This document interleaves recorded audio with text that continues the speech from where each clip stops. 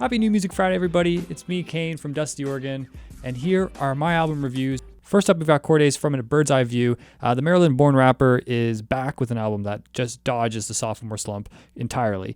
His new album is a complex and somewhat concept album that brings old school and new school together, and not just in sound, but in features as well. You got Lil Wayne, Stevie Wonder, Eminem on there, Freddie Gibbs. The newer side, you got Lil Durk, Gunna, and of course her to balance it all out. His narrative-driven rhymes and soulful production choices make for a wicked combination of the next generation of hip-hop, really. And you can just tell that he grew up on Nas and Dr. Dre and all that stuff.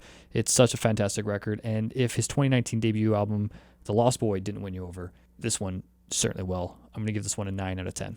Next up, we've got Baynk's new album, Adolescence. The New Zealand artist has been releasing singles and EPs over the last few years, and his new debut album is a long time coming. Featuring a handful of collaborators, this track list, it feels very diverse yet cohesive at the same time. And not only is most of this album very, very catchy, it's also just dripping with texture and movement, and it just stands out production-wise as well. So great album. I'm going to give this one an 8 out of 10.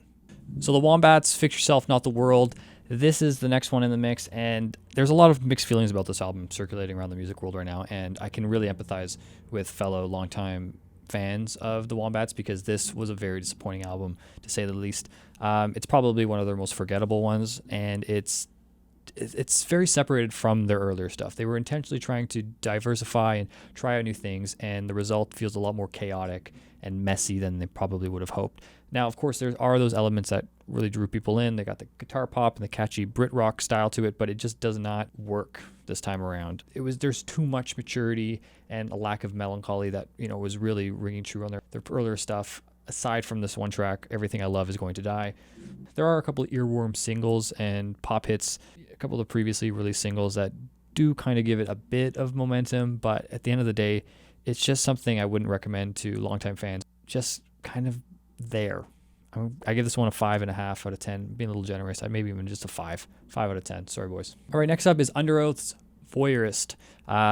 These guys are now into their second decade as a band. It's crazy to believe that. There's been a lot of band member changes over the years, and of course their sound is kind of diversified with electronic core and alternative rock, but they've always been a hardcore band. There's metalcore, there's emo core, there's noise and everything like that. That's always been part of it, and it's kind of crazy to think that these guys used to be a Christian metal band back in the day. At this point of their career, it doesn't really do much to compare to other releases. There's just too much in their discography. This is like number 9, I think, at this point, so you can't really do much work in that sense. But as a standout album, a standalone thing, it is a really, really strong effort. It feels unique to Underoath, but still it's like an individual collection that is more of a timestamp in their discography than something comparable to other earlier releases.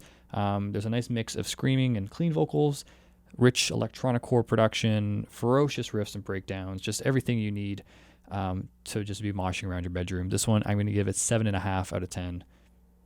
Good stuff. So Earl Sweatshirt from Odd Future, you may know the name. He just put out a new record. It's called Sick. It's very short. It plays out more like a mixtape. It's 22 minutes long, 10 tracks deep. And the only thing I didn't like about it is that it is very much a response to the whole COVID situation and lockdowns. And I get that it's happening to everybody, and it was the only thing to really write about back in 2021. But the way he goes about it is actually kind of nice. It doesn't feel on surface level a very like COVID-ish release. He does talk about COVID, death, masks, life. He's a new father now, so there's a lot of variables going on. But the thing that always draws us into Earl Sweatshirt's music is his lyricism. His penmanship in this one is fantastic, and not to mention the production. It's just, for the most part, is this wonderful, soulful lo-fi that just kind of melts into your ears for 20 minutes. It's great. I'm going to give this one an 8.5 out of 10.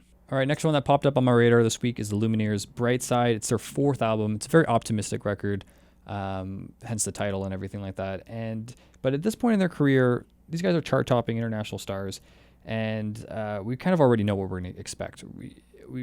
There's nothing new on this record, but at the same time, if it ain't broke, don't fix it. I don't know. Maybe that's what's working for them. So, it's got their trademark rustic, warm folk pop sound that comes across a bit monotone this time around and uninspiring despite their lyrical efforts. It just doesn't feel any more new.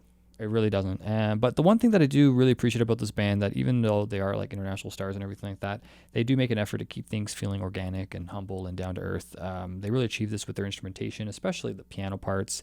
And there's a lot of intimate vocal moments that Wesley Schultz, the lead singer, he really does a great job and shines bright on those moments. But other than that, unless you have an emotional attachment to this band, which I don't know, many of us do still, if you're a regular passerby like myself, there just isn't anything really exciting to explore about this record, and I really doubt it's going to make any top end of the year lists at all. It's good, and that's just about it. 6.5 out of 10. All right, so if you go to the suburban outskirts of Toronto, there's like this whole new wave of emo and suburban rock that's coming out of there. It's kind of like the Midwest scene, but for Canada, I feel personally. Chastity, he's from Whitby, Ontario, which some Canadians might know about. He's gone to his third full-length album, Suffer Summer, and it is one of the best Canadian albums already this year, I think. He's really defined his own emo suburban sound. It's a one-man band, pretty much. Brandon Williams. He just knocks it out of the park. There's a lot of elements of 90s emo alternative, like Jimmy World, that kind of come through in his influence, but at the same time, it feels very new and current and relatable. Members of Alexis on Fire and Pup kind of helped write some of the tracks too, which are noticeable influences. And it just generally feels like if Jimmy World and Pup had a love child, which is a great compliment. Not to mention Williams' like just melancholic and distorted songwriting style. It just hits really, really hard. There's like a spine vibrating combination to it, quality to it. When he starts singing, you just can't help feeling like empathetic and also energized. It's a very weird combination, but it works. This is not just a sad millennial album. It's a sad millennial album that absolutely slaps. This is 8.5. It could even be a 9 out of 10. This is a great record. All right, so we're heading into the track list of electronic producer Bonobo, his 7th album, Fragments. It started out as a cluster of ideas and fragments, hence the name, but written over 2 years while touring and stuff like that. But it's come together into this beautiful, somewhat orchestral collection of tracks, and it's a beefy one too. It's almost an hour. It's just under that. I think 51 minutes in total, 12 tracks, and it is just refreshing. It's stunning. All these beautiful soundscapes kind of come together, and there's a lot of subtleties in the melodies and his production choices that you can really feel. And of course, he splashes in a couple vocal features to flesh it out a little bit more, which really help, especially for such a long album like this. And the one thing I really, really love about his work is he never lets one repetitive trope just kind of get stuck in a loop. Like he's throwing in differences. He's adding arrangements. He's adding people and stuff like that. And it really goes a long way, because I find sometimes it gets lost in this style and this genre. This one's getting an 8.5 out of 10. Great record. And who can forget FKA Twigs announced her new mixtape, Caprisongs, last week, and it is out now. And it is a wonderful surprise record. I'm going to call it a surprise because a week is not that long for announcements.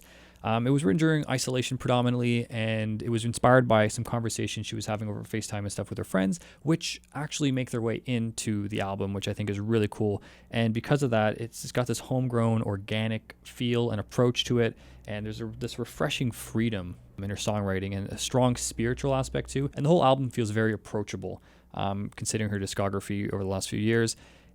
But it's still unpredictable. There's still a very art-driven side to it that is very engaging and entertaining at the same time. And speaking of friends, she brings on a handful of noteworthy features. There's quite a few, including Pasalio, The Weeknd, Shy Girl, Daniel Caesar. Just rounds it out, giving it a more star-studded edge to this record, which is a lot of fun too. So, if her iconic pixie dust sort of vocal qualities aren't enough for you, there's this wonderful dense bass and production to the whole record, and just genre jumping hooks throughout the thing that are tremendous. So it's just a well-rounded auditory experience, and it feels so personable and homey, and just a lovely, lovely record. I'm going to give this one a 9 out of 10 as well. Thanks for watching. This has been my album reviews of the week, and if I missed anything, let me know down below in the comments. And don't forget to subscribe and follow me on all my socials. There's plenty more new music at dustyorgan.com for you to explore.